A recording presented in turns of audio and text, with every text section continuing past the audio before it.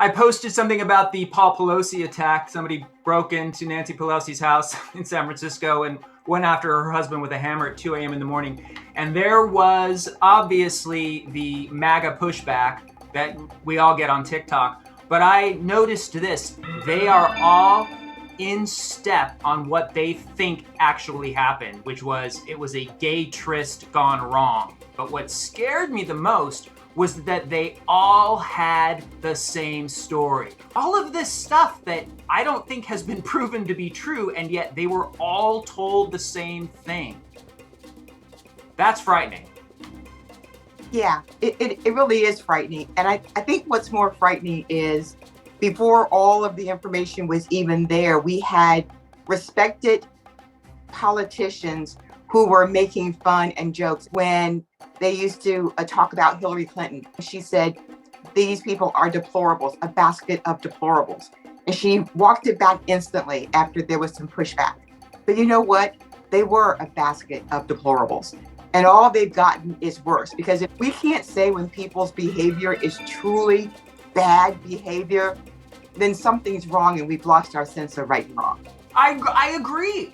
How many times are we supposed to sit on our hands and say, well, we need to just talk to them calmly and we need to reason with them? They're not interested. And I do want to make the distinction between a conservative and a MAGA, because I'm really just talking about this extreme group over here. All of this really does tie into a democracy and what you expect it to be. And the people who just sort of follow by their noses, whatever someone says or does. But I used to think about this during the Trump rallies when I would see them and I'd hear them screaming, lock her up, and him making fun of a person with disabilities. And I kept thinking to myself, these people are teachers and farmers and high school educators and gym teachers and doctors and lawyers. Where are they in our society? Because before it was pariah and people didn't bring those things out. But now it is okay to be front and center.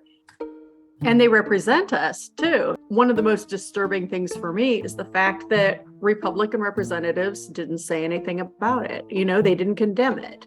We're not in some place new where evil suddenly exists in all of these different areas. I believe it's always there, but we have stood up as a democracy and said, we're not going to allow that to grow. We're going to stomp that out. We're going to stand up and prevent that. And that's not what's happening anymore. People on their side are encouraging it and making excuses, which allows everybody else who feels that way to stand up and be loud in their hate too. And then on the other side, we're trying to walk this fine line between we don't want to piss them off. We don't want to be too aggressive. Because that's just going to stir up the pot. We need to bring the temperature down. It's not just on Democrats to bring the temperature down. That is useless.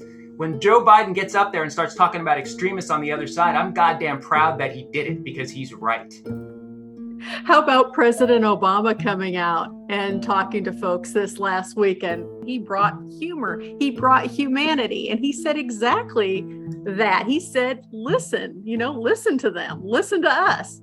Who's going to make things better for you? His bit on Social Security, by the way, I swear to God, he's mimicking you, Fennell. He was like going right down your bullet points of what you've been saying all along. Do you think that Barack Obama has the power to move people's minds the way he once did? And remember, a lot of people who are voting now were just little kids when he was president.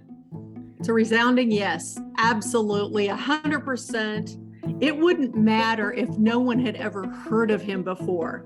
He is such an extraordinary messenger. His ability to tell a story, his ability to show humanity, his ability to connect with a crowd. I mean, I'm just madly in love with that man. I'm madly in love with President Obama, but you should also know that I'm also madly in love with Gavin Newsom. We haven't talked about that. We know for now.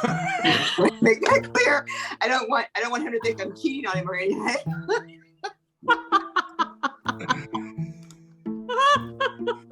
But I do think it will make a difference. I'd love to see Oprah come out and say something about Dr. Oz. And I'd love her. Oh. I'd love to see Beyonce come out and say something about her support. Oprah won't speak up. Well, she should. And she remember when she spoke up for President Obama when he was a candidate and the difference that made? I mean, there would be no Dr. Oz had there not been Oprah. Well, I don't know this for a fact, but there's no reason to believe that they aren't still entwined in some sort of business situation. You know, there could be a publishing deal or a long-term production deal. I don't know, but that would probably preclude her from saying anything, and it's unfortunate too. What if Dr. Phil runs in the next cycle? Don't. I can't right now. What I need to remember is I am in this hope building space. I'm in this optimism building space. And I'm pissing all over it right now. Don't do it. In my head, here's what I'm saying. Time and time again, we've done the impossible. In 2020, we did the impossible. We know how to do this. And together, we can do it again.